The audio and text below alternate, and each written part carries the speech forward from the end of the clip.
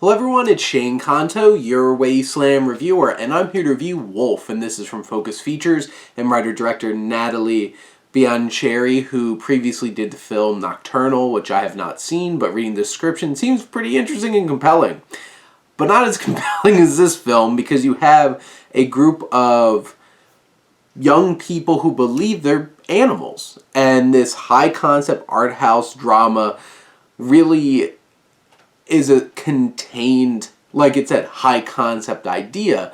And this film really lives and dies on this concept. Because if you really strip it away and think about the narrative, it really is just about, some young people trying to rebel against like an institution that they're in and trying to get out. And that's basically it. There's not a whole lot extra there. There's like this crazy romantic tension that you have between our two young leads, because you have George MacKay, who plays Jacob, who believes he's a wolf, cue title, and you have Lily Rose Depp, who's Wildcat, who believes she's a cat, and they have a lot of like sexual tension and mysterious connection between the two of them, and like you could feel that energy between them, and there's definitely some moments where they show it, but you have those kinds of things, and really, it's all about this, like, trying to be yourself and trying to push against the conformity of society,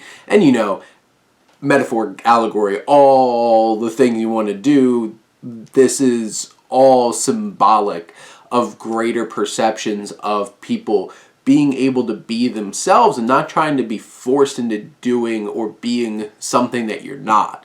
And that's where this film really falls. And I feel like from that, it's not the most nuanced or subtle kind of, representation of those things. It's pretty explicit. But it's done in such an interesting and intriguing and high concept kind of way that you're just like, this is interesting. And George MacKay, here's the thing.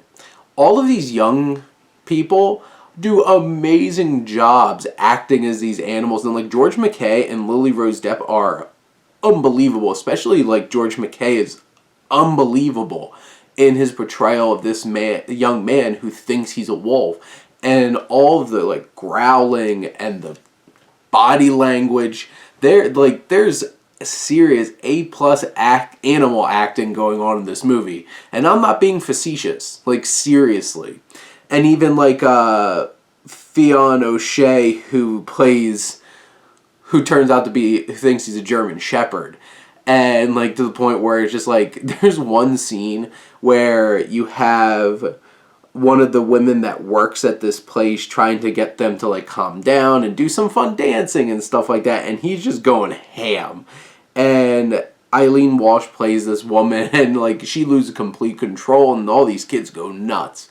But you have all this tension, but where that tension really comes from is a really fiery performance from Paddy Considine as the zookeeper in this film, who is despicable and disgusting and oppressive and just a force on screen.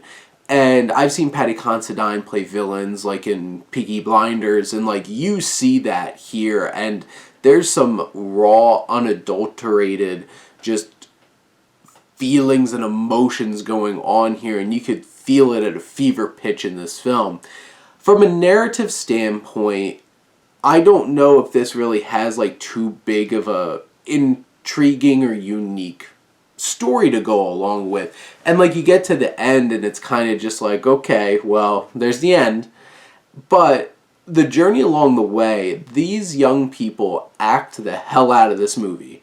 There is so much spark of emotion and energy and tension throughout this film. It keeps you on the edge of your seat. And it's such an interesting high concept idea that has a lot to say underneath, and it works well in doing that. So like where it doesn't feel like it really 100% comes together as a fully fleshed out screenplay and, kind of story, the filmmaking as well from Biancheri is well shot and striking and intense, and it all builds up to this like hour 38-minute thriller that just puts you in a place, leaves you there, and you have to dig yourself out with these characters, and it's an interesting and engaging ride. So, I would definitely recommend this, unless you really don't like weird movies, because this definitely is weird. But those are my thoughts on Wolf. Let me know what you think, and let's talk some movies. But thank you as always for tuning in and supporting your Wasteland reviewer.